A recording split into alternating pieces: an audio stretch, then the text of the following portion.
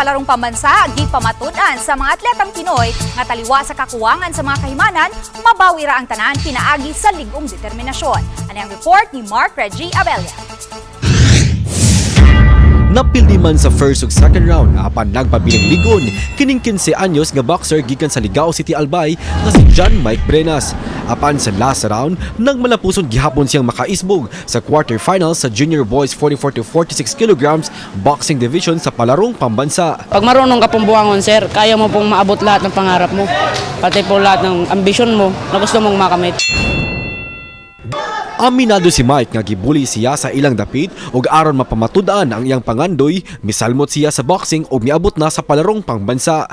Samtang nagtiniil kini nga nakiglumba sa 3,000 meters girls secondary level ang pambato sa Western Visayas nga si Shane Ann Labinghisa. Ang tape lang ang iyang gibukot sa iyang tiil aron mahimong usa ka sapatos. Buot unta siyang palitan og sapatos sa iyang inahan apan siya na mismo ang mibalibad niini. Kapati kasi ako kapag kasi hindi ako nasanay gumamit ng spike. Apan matod ni Shane nga kaniadto pa lang mito siya nga ang di pagsulubog sapatos ang sikreto sa kadaugan sa matag lumba. Kung saan siya kampante, doon din ako eh.